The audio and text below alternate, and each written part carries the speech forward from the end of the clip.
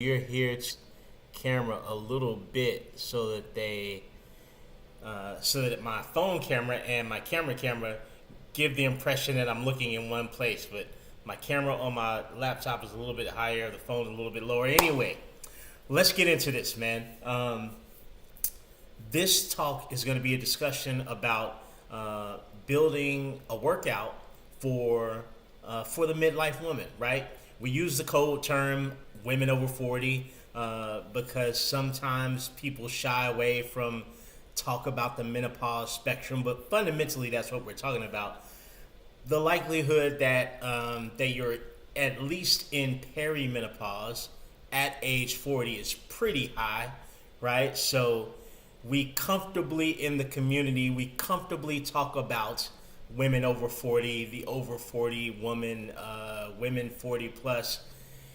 And that allows us to have a discussion that may not be so off-putting for women who are entering into the menopause spectrum, the gateway of that being perimenopause. So I want to talk to you today as a certified personal trainer, certified corrective exercise specialist, certified level 1 and level 2 nutrition coach, women's coaching specialist, and 3-time certified menopause informed coaching specialist about building your training, building around your workout. What's going on, Joyce? I hope you're feeling better. I was thinking about you the other day. Building, what's up, Teach? Janice is on the line. I got a few clients here, so I got to be on my best or worst behavior. But structuring the workout around this time in your life, because there's some changes that you might need to make. And before I get into this, man, let me just throw this disclaimer out that I always try to throw out. If what you're doing is working fantastically for you, disregard everything I say here, right? I am no longer in the chilling. I am no longer in the convincing business. Like it's just not an occupation that I want to be a part of, right? After 10, 11 years, I don't want to convince people to do better for themselves. So anything that you're doing that's the opposite of what I'm going to say here tonight, that's working like gangbusters for you, don't at me on social media. Well, I don't do it this way. Hey, go in peace. Enjoy what you're doing. I'm only here for the people that want the information, the science as I understand it, as it's been researched at this point. So I'm not here to convince you to change anything that you're doing, right? I've got people that hire me that don't change what they do. They just keep right doing what they're doing, and they continue to pay me for some reason. I don't know what that is. However, cynicism aside, let me pay the bills really quickly because I'm currently enrolling at least 5 women over 30 that want to build their healthiest body, healthiest relationship with their body, and the healthiest relationship with food without counting calories or macronutrients, measuring or weighing food, without spending hours and hours exercising. If that sounds like you, DM me the word live, LIVE. We'll have a short chat one-to-one in the messaging, and we'll see if the programs that I build are a good fit for you. Now, let's get on with the show because I don't like to keep you all waiting. So how would I build a training program? How do I build training programs for women that have entered into the menopause spectrum? There's a few considerations right up front. First consideration is that muscle is hard to come by and it's hard to maintain at this phase in your life. Now, the extent to which you've built muscle up until this point does color the lens of what I just said. So obviously, you started training when you were 19, you've been a power lifter or a bodybuilder or just an athlete or just someone that's trained religiously and relentlessly up until this point, you're going to have a wildly different experience. Yes, you will feel the effect of age-related muscle loss, but because you're in a groove already, you've done more up until this point, it may be less noticeable for you, right? If you're coming off the diet bandwagon, the diet roller coaster, the diet train, you may see a more significant loss of muscle in this phase where it just sort of feels like I can't maintain the firmness, the tone that I want, not uncommon in this phase of life. So first, we need to address that. Muscle's a big issue. The second thing that we need to look at is the increased rate of cardiovascular incident, right? As you go through the perimenopausal phase, estrogen starts to leave your body. You have less protection against cardiovascular events. So some of the things that maybe you didn't do before, we might want to endeavor into now in the way of cardiovascular exercise. Having said that, step one to any program is going to be the strength training that's going to help you optimize your training and your training results when you're in the spectrum of life. We gotta, as Dr. Stacy Sims so eloquently puts it, gotta lift heavy shit. Like there's no way around it. Why is that important, Ram? Well, number one, because you're losing muscle, and if you're losing muscle, you're losing the tone that you probably want. If you're losing muscle, you're losing some protection against cardiovascular disease. If you're losing muscle, you're losing your independence. You're losing your ability to dance, your ability to be intimate, your ability to travel. Muscle is the new 401k. You are losing your retirement package somewhere around 3 to 8% per year post 30, somewhere around there. But there's a rapid increase in muscle loss when you get into that perimenopausal spectrum. What's up, Mandy? How you doing? So that's important, man. You want to maintain your muscle. It's an important asset in your arsenal of physicality. It's your big guns. No pun intended. 2 tickets to the gun show. But muscle is your big gun here. It's helping you regulate so many things that you don't realize. And it's so far past how your butt looks in jeans. Muscle is going to help you regulate your insulin response. Diabetes is an increasingly common situation for women in the menopause spectrum because there's a lot of insulin flip-flop going on. I don't want to get too into that science-wise, but trust me, there's an increase in your resistance in your body's resistance to hearing the signaling for insulin. So that just means you'll have more blood sugar in your bloodstream, not good, and less of those sugars, that glucose in your muscles, which is good. So we've got to be wary of that. Strength training is paramount here. And a shift in the type of strength training to the extent that you have the equipment, the access to shift it, because you may be in a position, may have a history of strength training around it, and there's nothing wrong with this. You may have a history of strength training with lighter weights and more repetitions. For those that aren't familiar with the language, it just means that the weight that you lift is relatively light and you move it back and forth, whatever the repetition is, for a greater period of time, right? And that's great exercise. The challenge is, as your estrogen starts to leave your body, your muscles don't have the same amount of the quality of the muscle contraction isn't as good, because estrogen helps regulate that muscle contraction. That actin and myosin, fancy words, it just means that your muscles contract better when estrogen is present, and as it starts to withdraw, they don't contract as good. You don't get as good a contraction. So we have to manually stimulate the muscle to make up for what the lack of estrogen is now affording us, because it's not there to give you great muscle contractions, to really stimulate the muscle to stay on your body, to maintain that tone. And women come to me and they tell me that they notice that. They, Ren, all of a sudden I'm getting squishy in places I wasn't squishy. So to counteract that, you're lifting heavier weights. If you can, heavy is a relative term. Everybody's heavy is not the same as everybody else's heavy.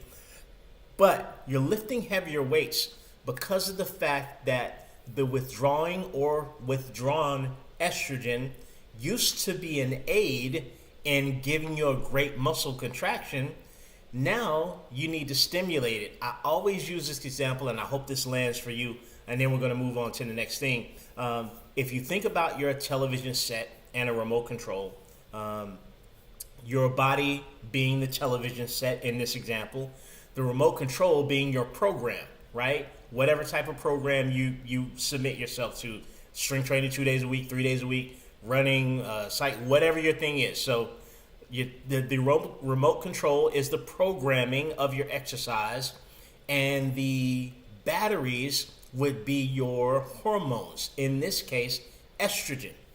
All of a sudden, the batteries are sort of withdrawn. They're fizzling out, and now you notice that the same buttons that you used to push no longer have the effect on the television set that you expect. 3 days a week, I just can't maintain my muscle. I'm doing my cardio sessions and I still seem to be gaining weight, right? You're giving the similar commands to your body, but the commands aren't acting on the TV. In this case, the TV is your body. The commands aren't acting on the TV in the same way because there's no batteries. Because that estrogen is communicating the activity to make the TV change the channel. So if you are old enough to be in this spectrum of your life, you probably also remember when there were no remote control televisions. Guess who was the remote control? This guy got called in from the kitchen to come all the way into the living room to change the channel, right? Now we have to get up and change the channel manually. We've got to get up and approach our body and manually give it the commands that estrogen used to communicate really easily. And in the strength training realm, that means that you may be moving over to much heavier weight that's controllable for you. Heavy is a relative term. For much shorter sets, maybe 3 to 5 repetitions in any given set. Instead of that 10 to 12 repetition range, I've programmed a longer repetition range for my clients that are in this stage of life, simply because they don't have access to more weight. So I'm trying to do the best I can with what my clients have at all times. If my client does have access to more weight and they have enough experience to handle more weight, then I try to get them to a point where we're more in the power phase, because we've got to force the good kind of stress. We've got to force the stress into the muscle to get it to activate and respond and adapt by staying on our body, by maintaining the density of the muscle. And to do that, we may have to lift heavier than we normally did. And to do that, we may have to do less repetition in the set than we normally do. And to allow that to create the stress, we may have to do more sets. And we may have to rest longer between the sets to let our central nervous system recover. You may not be huffing and puffing in between the exercise sets. And thereby, you may say, it's a waste of time for me to sit here for 1 full minute or 2 full minutes or 3 full minutes. And that is a distrust of the science. And again, the way I started, I'm not in the convincing business anymore, right? I'm not going to convince you what the science is. And if what you're doing is yielding the utmost enjoyable results, just continue to do that. Like you're operating outside of what I'm talking about, but it's favorable for you.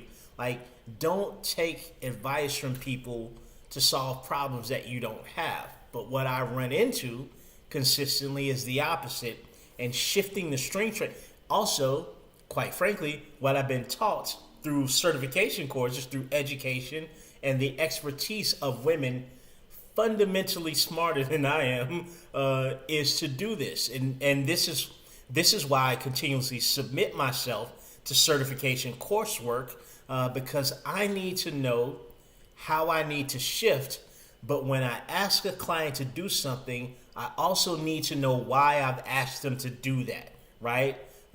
Because I'm your coach is a weak answer. It's not good coaching, quite frankly.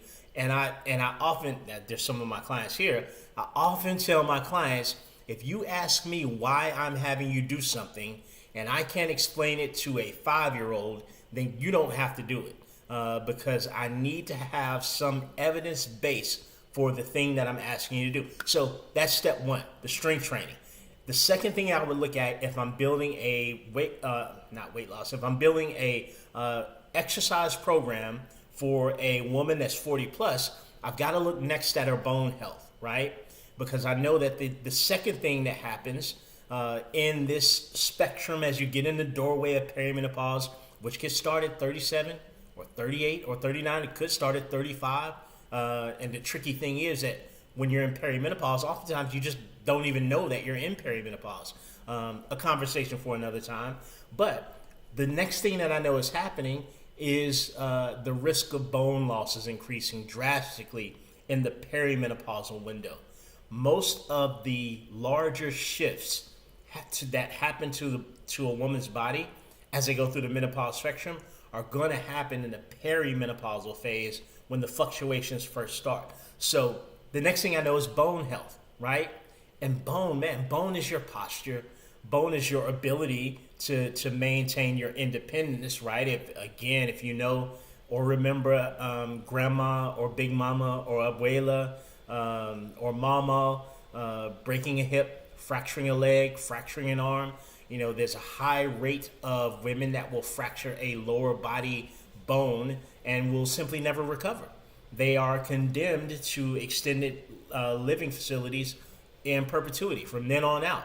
So bone health is also important here, and I'm going to address bone health, number one, through the strength training that we talked about, because we're increasing the load, right? We're increasing the amount of stress on the bone simply due to the amount of weight that you're lifting, pressing, pulling, etc., etc. So that strength training serves as a double-edged solution for us. But second, by impact training. Now, it gets tricky here, because when I talk about impact training, I'm talking about jump training, plyometric training, etc., power-based training that allows you to leave the earth and impact the earth. That stress of impact is a good stress for your bones if they're healthy, right? You don't want to be jumping around if you're already osteoporotic. If you already got bone issues, you want to see your medical practitioner to make sure that you're safe to do that type of training.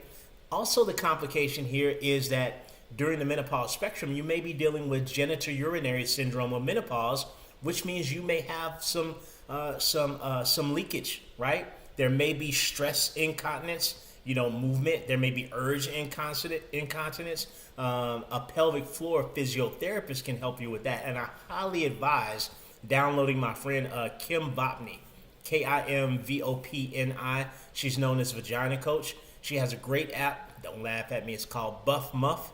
I highly advise that. And one of my certification courses for menopause taught me something called connected breath. I haven't introduced that to my clients via video yet, but it's coming to help with some pelvic physiotherapy warm-ups, things that are inside my scope of practice as a trainer, not outside.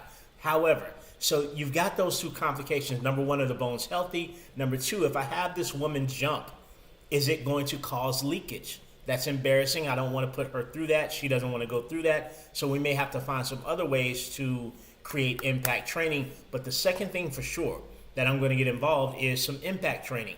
And the studies show that you only need about 10 minutes of this, about 3 days a week, to bring the bones back to their youthful density, right? Because bone density is a problem. So the second thing that I'm going to integrate into that strength training, that the training generally, is some plyometrics if we can. And I do not mean that in the context that you got to jump up onto a 2-foot box. That's not what I'm talking about, although it looks amazing on the internet.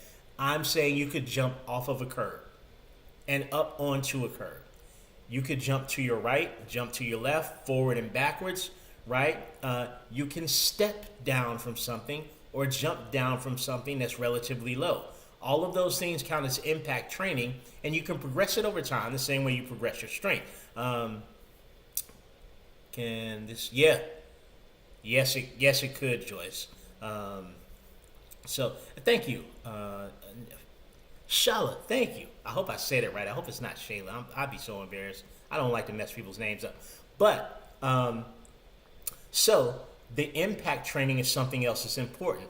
I'm going to work that into the workout for my clients, either on a separate day or the same day, because the third thing that I'm trying to do with the workout for my client that's 40 plus, I only work with women over 30, but I'm speaking specifically about those in the menopause spectrum.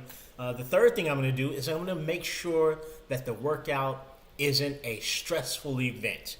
Now, this is where it's important to have great communication with the client. And if you're working on your own behalf, ladies, if you're in charge of your fitness, this is a great time to have a conversation with you, because all too often there is a sense of morality associated in the wellness space. I eat this way. Look how much better I am morally as a human. I train for this long. I'm morally superior to the people that only train this long. And this is a great stage of your life to let that go. Just let it go. It's heavy, sis. Put that baggage down. You do not have a moral obligation to any particular type of fitness or any particular type of nutrition. But I want to make sure that if my client has 30 minutes and then starts to worry about getting back home or getting to work or getting to their ailing and or aging parent or getting back to their kids or the teenagers I want to make sure that it's a 30-minute workout, right? An hour workout with added psychological stress is not a benefit, right? If my client doesn't feel comfortable, capable in the gym this week, I want to make sure the workout's set for home, where you've got a familiar surroundings, and you're able to be in a space that decompresses your stress response, right? Oftentimes, we pigeonhole ourselves into one way of doing a thing, and we tell ourselves that if we do not do the thing that one specific way, we have not invested our time well. That is absolutely not the truth. So if my client hates running, why would I have them run, right? If they hate being in a gym on leg day, why would I have them do that? If they feel awkward getting on the floor in a public gym, why would I give them exercises that they have to do on the floor?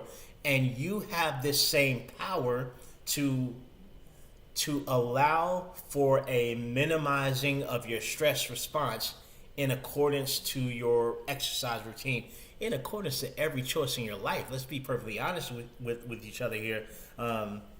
This is why I'm not super big on nutritional restriction for women in this phase of life, because if there is a point in life where a woman carries the most stress in her day-to-day existence that she's ever had, it is this period in life. And stress is not an asset for health in any way. That type of stress, distress, eustress, eustress, is a positive stressor. That's like the stress of doing an exercise routine, or the stress of working out a puzzle, which improves your cognitive function, the stress of learning a language. Like, those are positive stressors, and we can't avoid all stress.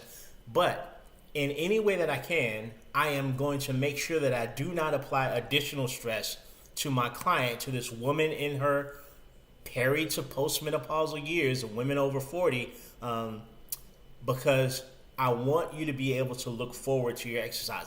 To that extent, sometimes I'll say, hey, maybe no workout today. Maybe today is a great day for a walk. It's a nice day outside. If you live in a safe environment, you have a safe place to walk, go out and do that, because the walk that minimizes your stress, brings your stress response down, brings your dopamine, your oxytocin, your serotonin up, can oftentimes in this stage of life be worth 10 times the exercise routine that drives you nuts, right? I just don't want that stress response. So that's the third thing. The fourth thing that I'm going to incorporate into this training protocol, based on the evidence-based science as I understand it, is I'm going to polarize the cardiovascular conditioning. And I first heard this term from Dr. Stacy Sims, who's one of the foremost experts in this section of wellness. And then I later was able to take her course. I took her course earlier this year, Menopause 2.0, polarizing your cardiovascular conditioning. And all that means is you're on opposite ends of a spectrum, but not operating very much in the middle. There's so much. I will save it, Wonder Woman. I'm going to save it and it'll upload here. So there are so many there's so many choices for exercise. I have a tendency to work with what's doable for a client more so than what's optimal. So even as I'm going through stuff here, I want you all out there listening to understand that if I say something and you hate it, I'd rather you do something than not do anything, because what you're doing is not optimal. Coaches don't have that kind of power, right? We are not that wise to have you don't work out at all unless you're doing specifically what I've advised here. That's crazy. How there are those among us with that level of arrogance, though, but you're not watching one of those people here. So if as I talk about this cardiovascular conditioning and being polarizing, and man, Ren, I love a good F45 session, right? I love a good Orange Theory session. Man, I love doing a Zumba class, fills my soul up. Man, fill your soul first, right? Because ultimately, whatever reduces your overall stress response and keeps you in the game longer, that's the right choice. I speak here about what's optimal so that when you make a choice, your choice is better informed. You know what anything that we're accepting also indicates that we're declining something else. Yes to one thing is no to another thing. I just want you to have the full spectrum of understanding to know that what I'm declining is this. In this case, it's okay for me because I'm doing that. So polarizing your cardio. I'm looking with my clients at either having them do a high intensity interval training, and there's nothing wrong with high intensity interval training. You hear a lot about cortisol on the internet. Don't move too much because your cortisol will turn you into Shrek, right? That's not a thing actually. So I'm doing high intensity or sprint interval, or I like to program something that's relaxing. Some of my clients call it granny cardio. I don't care, but it gets you moving.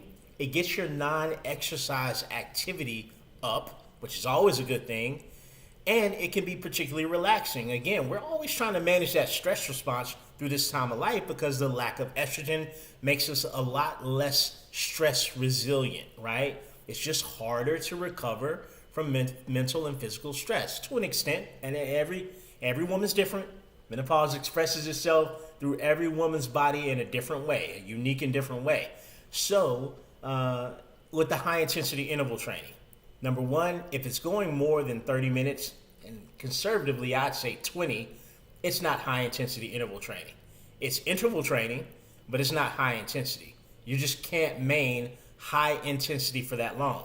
And when we look at high intensity, we're looking at 80% or thereabout of your maximum heart rate, right?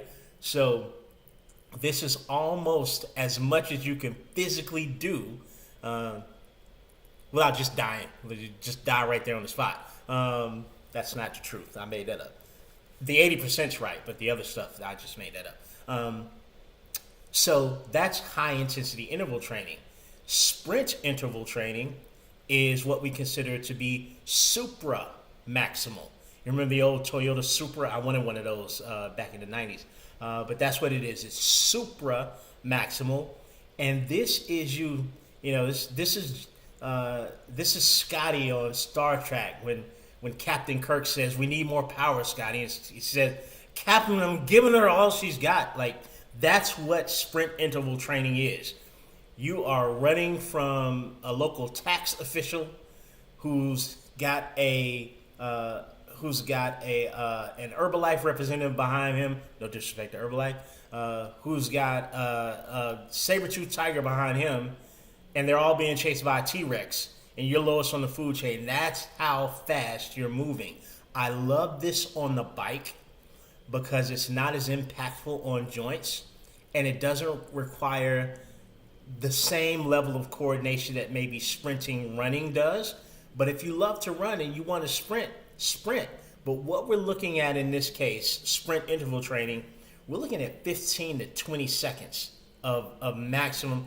Some say 30. I mean, that's reasonable, but of maximum speed. For 15 seconds, you're going all out as hard as you can, supra maximal heart rate.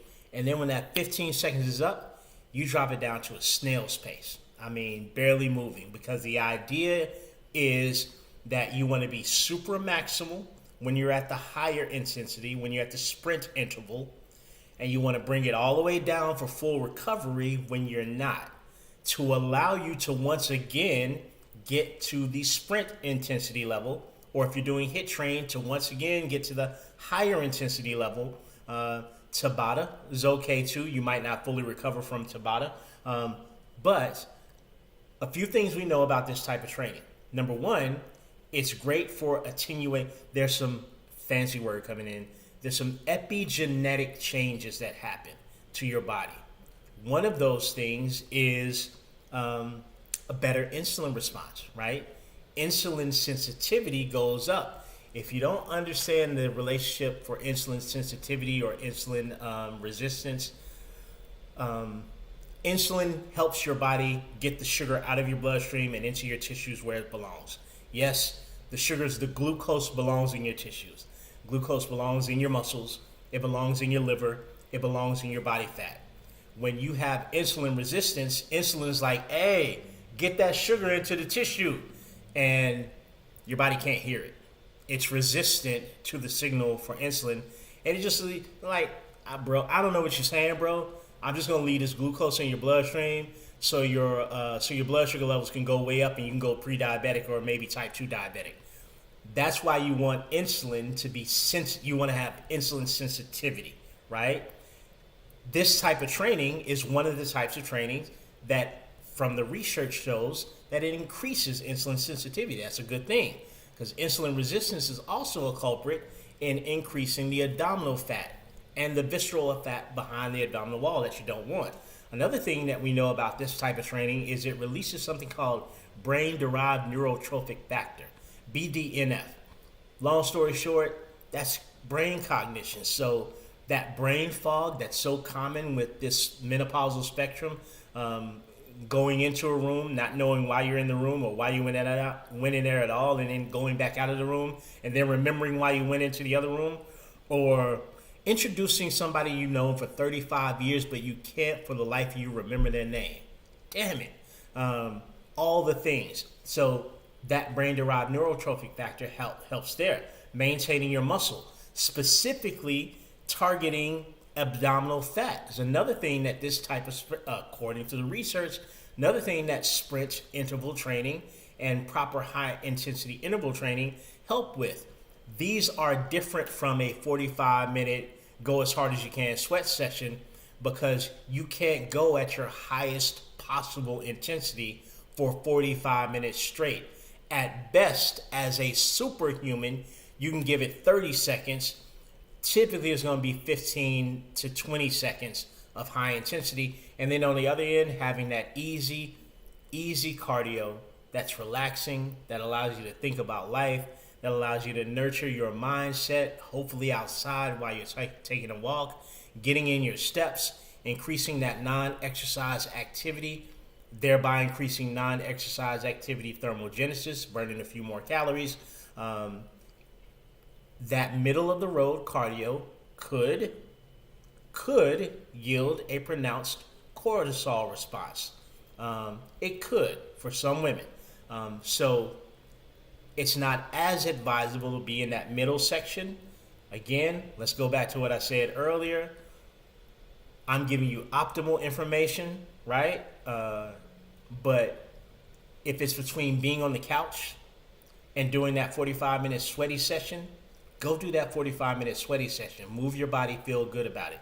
I'm not going to hold your ears hostage anymore. I'm going to pay the bills one more time, because I'm currently enrolling 5 women over 30 who want to build their healthiest body and their healthiest relationship with their body. There's some psychological work to be done here, without restricting foods, without calorie counting, macronutrient counting, or weighing or measuring food, and without spending hours and hours in the gym. If you are willing to submit yourself to quality science and lower the amount of overall work trying to just beat the crap out of your body, this program may be a good fit for you. DM me the word live, LIVE. We'll have a one-to-one communication in the DMs. We'll see if we need to take a step forward or if we just need to part as friends. Either way, thank you for coming and watching this live broadcast. It will go up on my Instagram immediately. So it'll have a little tag that says watch the replay. But you can also watch this live broadcast, I think from, oh no, I didn't set one earlier today. So I'll make sure this one goes back up. I'll be back tomorrow at 8 o'clock p.m. with another live broadcast, and Saturday and Sunday because it's my enrollment week. So in the meantime, if you have any questions or anything you want me to address in a live broadcast, send me a DM. You don't have to just send me a DM because you want to hire me. Send me a DM and say, hey, Ren, I watched your live broadcast. Could you talk about this next time, tomorrow at 8 p.m. Eastern? Happy to do it. Instagram, thanks for rocking with me. I'll see y'all next time. And Facebook and LinkedIn and YouTube and X. I always want to say Twitter. It's Twitter. Facebook, YouTube, LinkedIn, and Twitter. I'll see you guys tomorrow at 8. Have a good one. Zombies. Zombies. That's funny. What made you say that?